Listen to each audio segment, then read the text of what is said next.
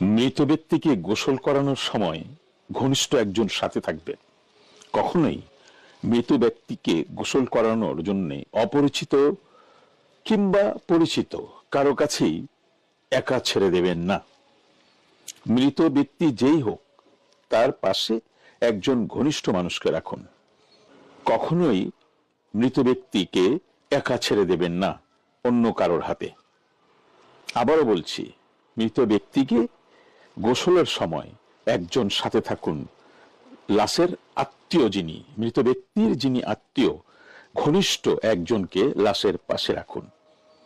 এক নজরও যেন সেই লাশ থেকে চোখ যেন না ফেরায় সেই ঘনিষ্ঠ জন যিনি লাশের পাশে থাকবেন। কারণ আজকাল ফিতনা ফাসাদ বেড়ে গেছে। মৃত ব্যক্তির গা ধোয়া পানি, মৃত ব্যক্তির পরানো কাফনের কাপড় কেটে নেয়া, এগুলো জাদুটোনাতে কাজে লাগে এবং এই কাজগুলো করানো হয় যারা মৃত ব্যক্তিকে গোসল করান তাদেরকে প্রলোভন দেখিয়ে। সুতরাং মৃত ব্যক্তি যেই হোক তার ঘনিষ্ঠ একজন স্টিল নাও সেই লাশের পাশে বসে থাকবে গোসলের সময়, না দাঁড়িয়ে থাকবে, চোখ রাখবে সেই গোসল যিনি করাচ্ছেন তার উপর। একবারও তিনি এদিক ওদিক কোথাও যাবেন না এবং চোখ এদিক সেদিক করবেন না। আবার আরো একটা বিষয় আছে, মৃত ব্যক্তির নাক দিয়ে, কান দিয়ে, মুখ দিয়ে এবং গোপনাঙ্গ দিয়ে একটা বিশেষ কিছু ঢোকানো হয়। এটাও একটা জাদুর কাজ। এটা যারা জাদু করেন তারা এই গোসল করনেওয়ালাদের দিয়ে এই কাজগুলি করিয়ে থাকেন। সুতরাং চোখ রাখুন, সতর্ক থাকুন, লাশ গোসল করানোর সময় পাশে থাকুন।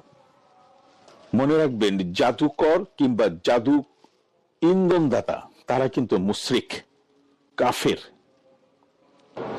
এই সব কিছু দিয়ে জাদু করা হয় মানুষকে অসুস্থ করার জন্য, মানুষকে পাগল করার জন্য এবং ধীরে ধীরে তাকে শেষ করে দেওয়ার জন্য। সুতরাং আবার বলছি, সাবধানে মৃত ব্যক্তির লাশ গোসল করাবেন পাশে থেকে।